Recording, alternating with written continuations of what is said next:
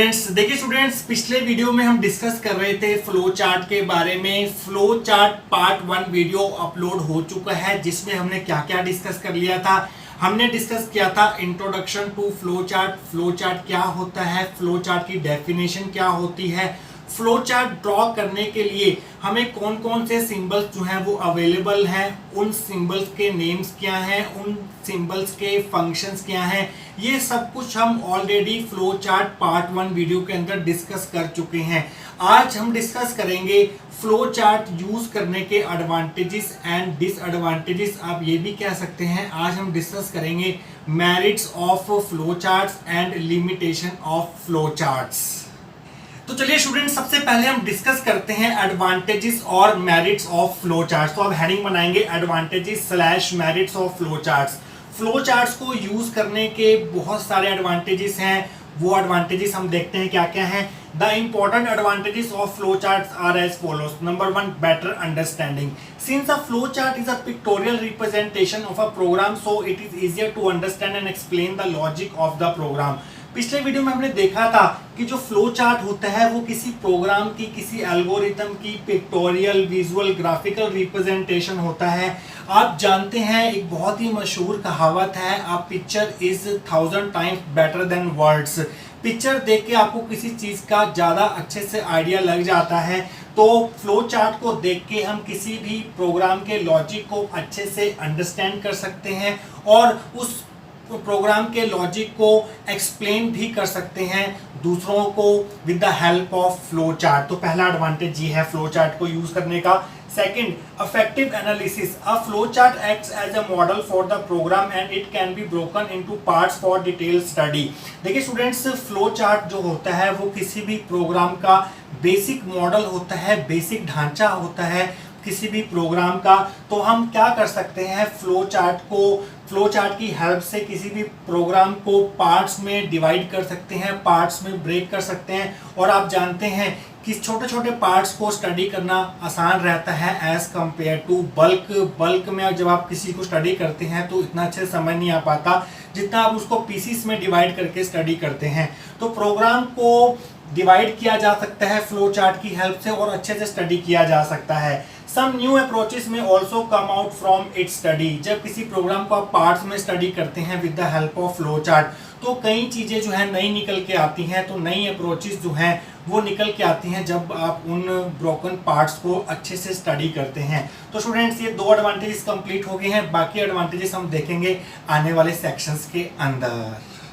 तो स्टूडेंट्स, आइए डिस्कस करते हैं बाकी बचे हुए एडवांटेजेस ऑफ फ्लो चार्ट। तो नेक्स्ट एडवांटेज है फ्लो चार्ट का, जिसकी हेडिंग आप बनाएंगे। थर्ड एडवांटेज है प्रॉपर प्रोग्राम डॉक्यूमेंटेशन। इसका क्या मतलब है पहले वो समझिए। It involves collecting, organizing, storing and maintaining a complete historical record of the program. Proper program documentation का मतलब है किसी भी प्रोग्राम की हिस्ट्री को स्टोर करना, मेंटेन करना, कलेक्ट करना, ऑर्गेनाइज करना।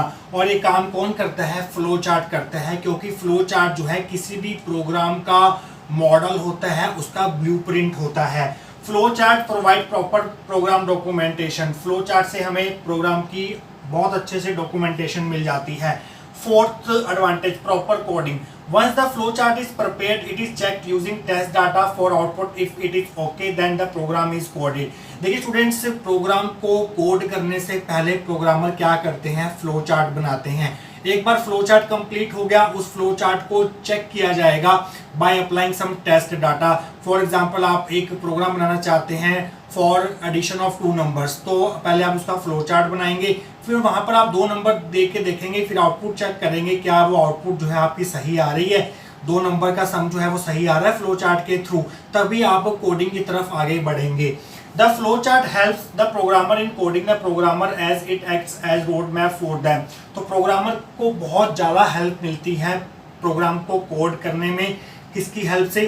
फ्लो चार्ट की हेल्प से। बड़ी आसानी से प्रोग्रामर, अगर फ्लो चार्ट सही है, बड़ी आसानी से प्रोग्रामर जो है प्रोग्राम की कोडिंग कर सकता है।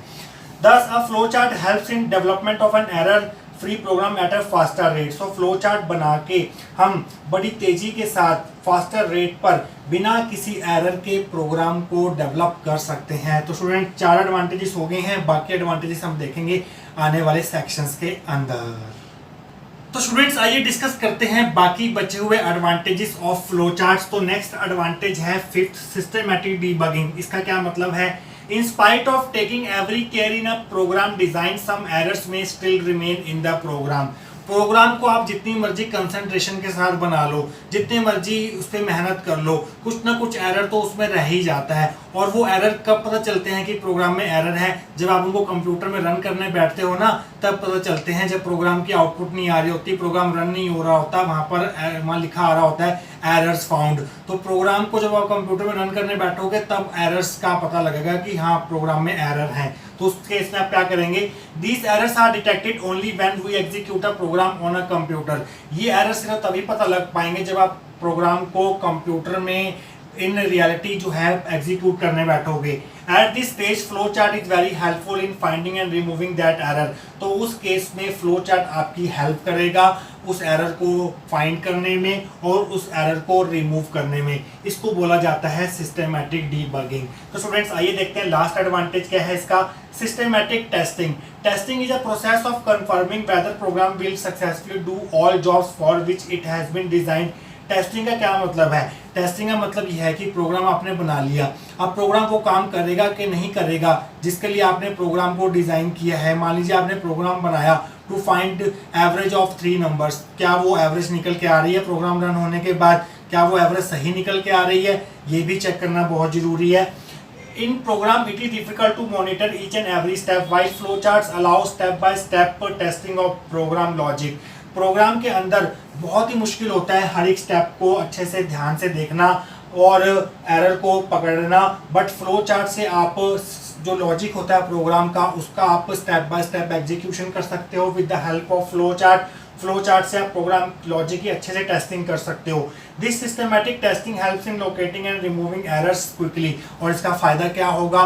फ्लो चार्ट से प्रोग्राम लॉजिक की टेस्टिंग करने का, इससे आपको एरर जल्दी पकड़ में आएंगे और उसको आप इफेक्टिवली जो है वो रिमूव कर पाएंगे अच्छी स्पीड के साथ। तो स्टूडेंट्स ये थे advantages of using flow charts. इसके बाद हम डिस्कस करेंगे इतने सारे एडवांटेजेस होने के बावजूद भी फ्लो चार्ट के कुछ लिमिटेशंस भी हैं, वो हम डिस्कस करेंगे आने वाले सेक्शंस के अंदर। तो स्टूडेंट्स पिछले सेक्शंस में एडवांटेजेस ऑफ फ्लो चार्ट को डिस्कस करने के बाद अब बारी आती है डिस्कस करने की कि आखिरकार फ्लो चार्ट की लिमिटेशंस क्या हैं, डीमेरिट्स क्या हैं या फिर डिसएडवांटेजेस क्या हैं। तो आप हेडिंग बनाएंगे लिमिटेशंस, डीमेरिट्स और disadvantages of flow charts. In spite of many advantages of flow chart there are some limitations also such as. Flow chart के एडवांटेजेस होने के बावजूद इसकी कुछ लिमिटेशंस भी हैं जो पढ़नी बनती हैं, और वो लिमिटेशंस क्या हैं उनको वन बाय वन हम डिस्कस करेंगे। Number 1, take more time to draw. Drawing a flow chart is a time consuming and laborious job, especially for large complex programs. तो स्टूडेंट्स आपको क्या लगता है कि फ्लो चार्ट ड्रॉ करने आसान है? देखिए स्टूडेंट्स, जिन प्रोग्राम के साथ हम रियल लाइफ में डील करते हैं वो ये नहीं होते टू ऐड 2 नंबर्स या फिर to find average of 3 numbers. बहुत ही कॉम्प्लेक्स प्रोग्राम्स हमें बनाने पड़ते हैं, प्रोग्रामर्स को बहुत ही ज़्यादा बड़े बड़े प्रोग्राम जो बनाने पड़ते हैं उनके लिए फ्लो चार्ट ड्रॉ करना उसमें टाइम भी बहुत लगता है और मेहनत भी बहुत ज़्यादा लगती है। तो स्टूडेंट्स पहला लिमिटेशन ये होगी इसकी। Number 2, difficult to make changes. Any change और modification in program logic which usually require a completely new flow chart. देखिए स्टूडेंट्स, अगर आप किसी भी एक बार आपने फ्लो चार्ट बना लिया, अगर आप प्रोग्राम लॉजिक में कोई भी चेंज करना चाहते हैं, कोई मॉडिफिकेशन करना चाहते हैं, तो उसके लिए आपको क्या करना पड़ेगा? शुरू से लेके आखिर तक एक नया फ्लो चार्ट बनाना ही पड़ेगा। 90% तो आपको ये काम करना ही पड़ेगा। तो क्या नया फ्लो चार्ट बनाने में आपको मजा आएगा? नहीं, वो भी उसमें भी आपको बोरियत काफ़ी महसूस होगी, काफ़ी टीडियस जॉब रहेगा आपके लिए वो। Redrawing a flow chart is again a tedious job. और फ्लो चार्ट को दोबारा बनाना समझो बहुत ही मुश्किल काम है ये, क्योंकि डिफरेंट शेप जो है आपको बनानी पड़ती हैं। पैरेललोग्राम बनाओगे आप, डायमंड शेप बॉक्स बनाओगे, डिसीजन बॉक्स बनाओगे, रेक्टेंगल्स बनाओगे, ओवल शेप बनाओगे, तो बहुत ही टीडियस जॉब रहने वाला है। तो स्टूडेंट्स ये दो डिसएडवांटेजेस हम डिस्कस कर चुके हैं, बाकी के डिसएडवांटेजेस हम देखेंगे आने वाले सेक्शंस के अंदर। तो स्टूडेंट्स फाइनली हम आ चुके हैं last section of this topic में, जिसमें हम डिस्कस करेंगे बाकी बची हुई लिमिटेशंस ऑफ फ्लो चार्ट। तो नेक्स्ट लिमिटेशन में आप हेडिंग बनाएंगे, थर्ड लिमिटेशन है non standardization. There are no standards determining the amount of details that should be included in a flow chart. ऐसा कोई भी स्टैंडर्ड आज तक नहीं बना जो आपको ये बता सके कि फ्लो चार्ट बनाते समय आपने उसमें कितनी डिटेल्स भरनी है और कितनी नहीं भरनी है। तो आपको थोड़ा बहुत कंफ्यूजन भी हो सकता है while drawing a flow chart of any program। तो स्टूडेंट्स आइए देखते हैं नेक्स्ट लिमिटेशन क्या है। Fourth, sometimes flow charts can not be detailed as desired. आपने फ्लो चार्ट बना लिया, जो आपको चाहिए था बाद में आपने चेक किया वो तो मिला ही नहीं, उसमें कुछ मिसिंग रह गया। तो कई बार आपको वो डिटेल्स नहीं मिल पाती जो आपको चाहिए होती हैं फ्लो चार्ट के थ्रू।